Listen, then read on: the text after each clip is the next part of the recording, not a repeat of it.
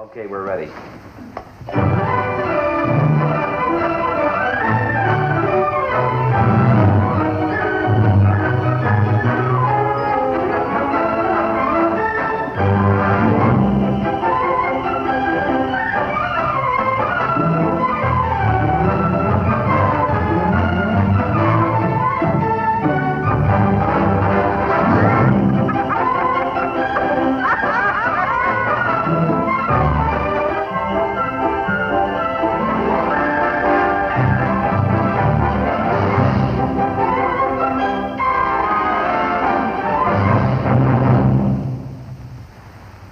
That is the greatest picture I have ever made. And I've got the angle on the trailer. Boys, we've got to get across to the public that that picture has everything. Why, it's hilarious. It's romantic. It's tender. It's charming. It's delightful. It's exciting. And it's groovy. Yes, Mr. Schaefer. That does it, boss. Mr. Schaefer, you've got a great idea. Naturally. Now, I'll tell you what we do.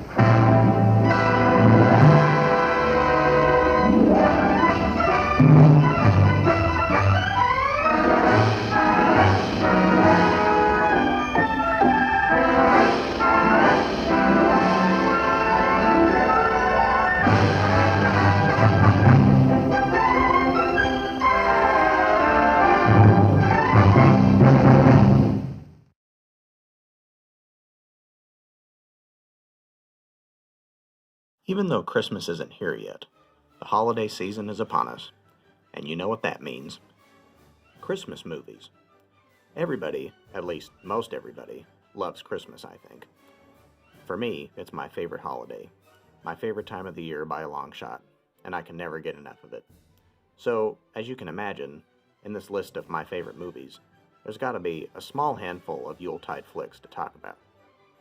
Christmas movies are a part of a lot of people's holiday traditions, and that continues to hold true with my family.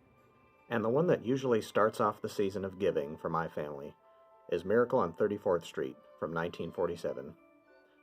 Why is it the one that usually starts things off for us?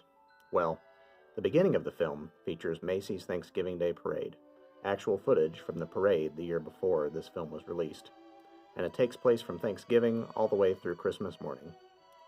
Similarly to previously mentioned older films in this series like Swing Time, this holiday treat harkens back to a simpler time of living and of the holidays. Like Home Alone, I remember watching this movie every Christmas season as far back as I can remember. The performances are endearingly top-notch throughout the film, especially Edmund Gwenn as Santa Claus and Maureen O'Hara as Doris Walker. I have seen Maureen O'Hara in a fair share of her filmography, and this role is by far my favorite of hers, and primarily why she is one of my favorite actresses, who we sadly recently lost at the age of 95 in 2015. Maureen O'Hara brings such grace and warmth to her Oscar-worthy role in every line and every action in an emotionally special portrayal of a single mother struggling to raise her young daughter. Despite Mrs. Walker's reluctance and refusal to believe in fantastical things, and her sometimes stubborn nature for this reason, she never manages to be unlikable, not in any sense of the word. We sympathize and are saddened for her, but her heart changes enough that our own hearts are satisfied when she writes those words to Santa Claus, "I believe in you too." And of course, we can't talk about this film without talking about the big man in red himself, Santa Claus. Edmund Gwenn might just be the best Saint Nick to this day, he himself winning a Best Supporting Actor Oscar for this movie. With the sweetness and happiness of a child, Edmund Gwenn makes Kris Kringle a genuine angel, yet mysteriously magical. John Payne plays a likably confident and clever lawyer, Fred Gailey, who assists Santa in trying to bring the Walkers to see the joy that might be missing from their lives.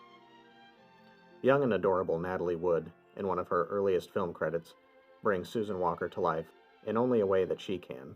Proper, real, but still wide-eyed and full of wonder when she learns of the imagination from Kris Kringle. One of the other reasons that I enjoy this film so much is the performances. But not just the leading roles, I mean every other role in the film. Each and every character is exceptionally well written and never ceases to entertain. Alfred the young janitor, Mr. Shellhammer, District Attorney Thomas Mara, Mr. Macy, Dr. Pierce, Judge Harper, Mr. Sawyer. All of these actors bring such exuberance to their characters, it shows just how much care and writing went into each and every part. On behalf of director and writer George Seaton, adapting the script from the story by Valentine Davies. Every character actor in every scene has so much personality and is an absolute joy to watch, including the even smaller roles. It shows how much the filmmakers and everyone on production truly believed in this film to put in their very best efforts. And rightly so, because the message of this film is so important. You must believe in Mr. Kringle and keep right on doing it. You must have faith in him. But he didn't get me That doesn't make sense, Mommy. Faith is believing in things when common sense tells you not to. A remake was made in 1994 by Les Mayfield and John Hughes. And while there are certainly many things to like about that version, for me, it doesn't hold the consistent joy through its entirety like the original. As we often do, fall back to the one that started it all. Miracle on 34th Street captures the holiday spirit like no other. It is a magical journey every single time, with plenty of chuckles and touching moments that make it a staple Christmas offering. After all, there's a reason it's always playing in everyone else's Christmas movie. It makes me laugh and get a feeling in my heart that is never quite replicated in any other film I watch. And it will always be one of my most favorite and cherished Christmas movies. In short, it makes me feel like a child again. Miracle on 34th Street never hurts to remind us what it means to believe in something. And really, that's all the convincing you should need to grab some hot chocolate and cozy up around the tree for this Hollywood achievement. For this Christmas present, Santa only needs to look once at the list of my 100 favorite movies. Ready? Oh, no, you don't. I'm not going to be cheated this way. All my life I've wondered something, and now's my chance to find out. I'm going to find the answer to a question that's puzzled the world for centuries. Does Santa Claus sleep with his whiskers outside or in? Always sleeping them out. Cold air makes them grow.